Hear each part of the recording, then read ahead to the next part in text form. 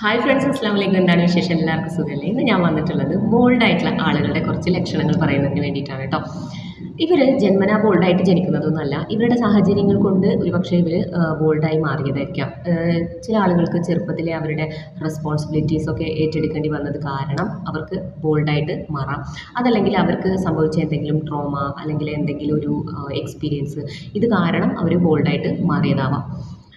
കുറച്ചൊക്കെ കഴിയുമ്പോൾ കുറച്ച് ഏജ് ആകുമ്പോൾ ഗ്രാജുവലി അവരെന്ത് ചെയ്യും, ബോൾഡായിട്ട് അവരുടെ ലൈഫ് എക്സ്പീരിയൻസിലൂടെ അവരെന്ത് ചെയ്യാം, ബോൾഡായിട്ട് മാറാം. പിന്നെ നമ്മുടെ കോൺഫിഡൻസ് ലെവൽ കൂടുമ്പോൾ ഓട്ടോമാറ്റിക്കലി നമ്മൾ എന്ത് ചെയ്യും, ബോൾഡായിട്ട് മാറും എന്നുള്ളതാണ്. ഇങ്ങനെ ബോൾഡായിട്ടുള്ളവരുടെ ഫസ്റ്റത്തെ ലക്ഷണം എന്ന് പറയുന്നത് ഇവർ വളരെ സത്യസന്ധരായിരിക്കും, ഭയങ്കര ഹോണസ്റ്റ് ആയിരിക്കും അവർ. അതായത് അവർ ഒരിക്കലും ഫേക്ക് ആവില്ല. ഞാൻ ഇങ്ങനെയൊക്കെയാണ്. ഇപ്പോൾ ഒരു ഉദാഹരണം പറയുകയാണ്, അവരൊരു ഭിക്ഷക്കാരനെ കണ്ടു കഴിഞ്ഞാൽ, നമ്മളിപ്പോൾ ഒരു സാധാരണ ഒരു ഭിക്ഷക്കാരനെ കണ്ടു കഴിഞ്ഞാൽ നമ്മൾ എന്താ ചെയ്യുക, അവർക്ക് എന്തെങ്കിലും ഒരു കാശ് കൊടുക്കൂലേ. പക്ഷേ അവരങ്ങനെ ആയിരിക്കില്ല. അവരെ കണ്ടു കഴിഞ്ഞാൽ ഇവർ കറക്റ്റായിട്ട് ഭിക്ഷക്കാരനെയാണോ, ഇവർ ഇത് വേറെ എന്തെങ്കിലും ഫേക്കായിട്ട് വരികയാണോ, ഇങ്ങനെയൊക്കെ അവർ ചിന്തിക്കും. അതിന് ശേഷമായിരിക്കും അവർക്ക് എന്താണ് ഹെൽപ്പ് ചെയ്യേണ്ടത് എന്നൊക്കെ ചിന്തിക്കുന്നത്. ഇങ്ങനെ അവരെന്ത് ചെയ്യില്ല, ഒരിക്കലും ഫേക്ക് ആവില്ല. അവർ ഭയങ്കര സത്യസന്ധരായിരിക്കും. അതുകൊണ്ട് തന്നെ മറ്റുള്ളവരും അങ്ങനെയാണോ എന്നുള്ളത് അവർ ഉറപ്പുവരുത്തുകയും ചെയ്യും. സെക്കൻഡ് വൺ എന്ന് പറയുന്നത് ഇവർ ഭയങ്കര അഹങ്കാരികളായിരിക്കും. അങ്ങനെയല്ല കേട്ടോ. അതായത് ഇവർ നമുക്ക് തോന്നും ഇവർ ഭയങ്കര അഹങ്കാരികളാണെന്ന് തോന്നും. അതായത് ഇവർ ആരെയും കൂസൂല.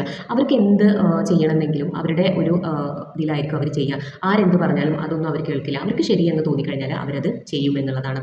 അപ്പോൾ മറ്റുള്ളവർ എന്ത് വിചാരിക്കും, അല്ലെങ്കിൽ ഇവർ അങ്ങനെ ചിന്തിക്കുമോ, അത് അവർക്ക് വിഷമാവുമോ, അതല്ലെങ്കിൽ അവർക്ക് എന്തെങ്കിലും പറ്റുമോ, അങ്ങനെയൊന്നും അവർ ചിന്തിക്കില്ല. അവർക്ക് ശരിയാണെന്ന് തോന്നിക്കഴിഞ്ഞാൽ എന്ത് ചെയ്യും, അവരത് ചെയ്യുമെന്നുള്ളതാണ്.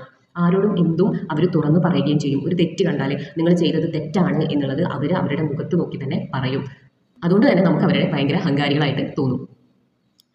തേർഡ് വൺ എന്ന് പറയുന്നത് ഇവർ ഇവർ ഭയങ്കര ഇന്നസെൻ്റ് ആയിരിക്കും. അവർ ഒരു പക്ഷേ ഉള്ളിൽ കരയുന്നുണ്ടാവും, പക്ഷേ പുറത്തേക്ക് അവരത് കാണിക്കില്ല. അവരെപ്പോഴും എന്ത് സിറ്റുവേഷൻ വന്നാലും കരച്ചിൽ വന്നാലും അവരത് പിടിച്ചു നിൽക്കും. അവർക്ക് അതൊന്നും ബാധിക്കുന്നില്ല എന്നുള്ള ഒരു എപ്പോഴും അതൊന്നും തന്നെ ബാധിക്കുന്നില്ല എന്ന് പുറമേ ഉള്ളവരെ വിശ്വസിപ്പിക്കാൻ വേണ്ടിയിട്ട് അവർ ട്രൈ ചെയ്യും. ഉള്ളിൽ ഒരു പക്ഷേ അവർ കരയുന്നുണ്ടാവും, അവർക്ക് വിഷമം ഉണ്ടാവും, പക്ഷേ അതൊന്നും എന്ത് ചെയ്യില്ല, അവർ പുറത്തേക്ക് കാണിക്കില്ല. അവർ നല്ല ബോൾഡായിട്ട് തന്നെ നിൽക്കും. നെക്സ്റ്റ് വൺ എന്ന് പറയുന്നത് അവരാരെയും ഡിപ്പെൻഡ് ചെയ്യില്ല. ഇപ്പോൾ ഒരു ഡിസിഷൻ എടുക്കാൻ അവരായിട്ട് സെൽഫ് ഡിസിഷൻ എടുക്കും. അവർക്കൊരു ഡൗട്ട് വരില്ല, അതായത് സെൽഫ് ഡൗട്ട് വരില്ല. ഞാൻ നേരത്തെ പറഞ്ഞു കോൺഫിഡൻസ് ലെവൽ കൂടുമ്പോൾ നമ്മൾ സ്വയമേ ബോൾഡ് ആവും എന്നുള്ളത്. അതുകൊണ്ട് തന്നെ കോൺഫിഡൻസ് ഉള്ളത് കൊണ്ട് തന്നെ അവർക്ക് ഒരിക്കലും സെൽഫ് ഡൗട്ട് വരില്ല. അവരൊരു അഭിപ്രായം അതല്ലെങ്കിൽ ഒരു ഡിസിഷൻ എടുക്കാൻ വേണ്ടിയിട്ട് മറ്റുള്ളവരെ ഡിപ്പെൻഡ് ചെയ്യുന്ന ആളുകളായിരിക്കില്ല. അവർ സ്വയം എന്ത് ചെയ്യും, അവരുടെ കാര്യങ്ങൾ തീരുമാനിക്കും എന്നുള്ളതാണ്. ലാസ്റ്റ് ആണെന്ന് പറയുന്നത് അവർ ഭയങ്കര സിൻസിയർ ആയിരിക്കും. അവർ ഭയങ്കര ലവബിൾ ആയിരിക്കും.